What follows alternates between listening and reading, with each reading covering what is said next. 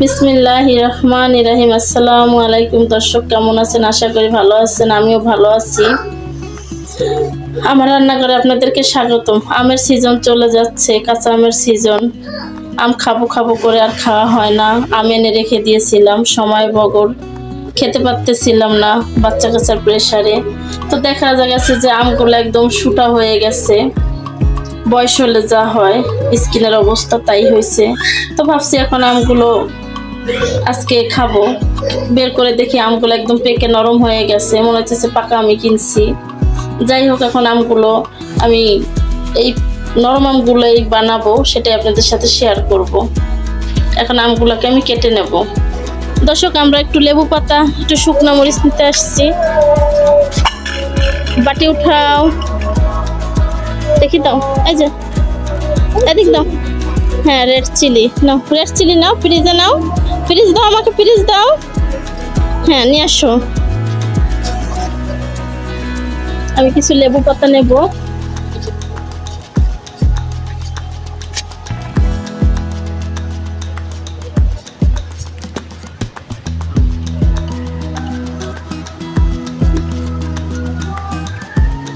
আমি কিছু পাতা উঠাচ্ছি, আম বানাবো তাই। দেখি দাও, ফ্রিজ কোথায়, দাও আমাকে।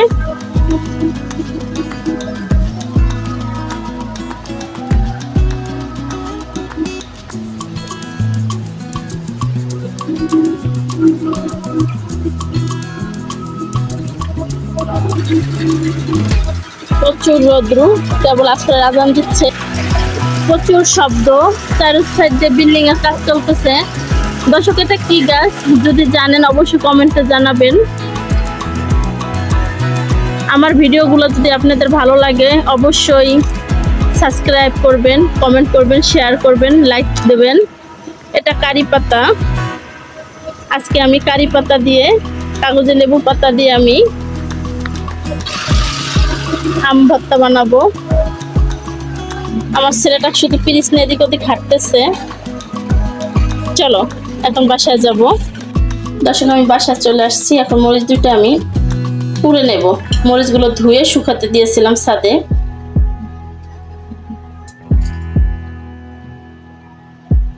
মরিচ দুটো পোড়া হয়ে গেছে, এগুলো একটু ধুয়ে নেব। এই কারি পাতা যদি কেউ চিনেন, প্রচুর পরিমাণে শুকনো মরিচ পুড়া গেছে দেখে গলা আটকে আসতেছে। অনেক খুবই সুন্দর গন্ধ, স্ট্রং গন্ধ।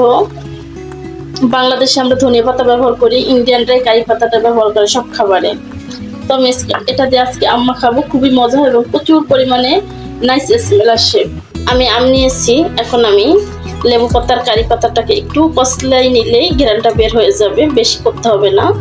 হয়ে গেছে। এখন আমি শুকনো মরিচ দুইটা নিয়ে নেব।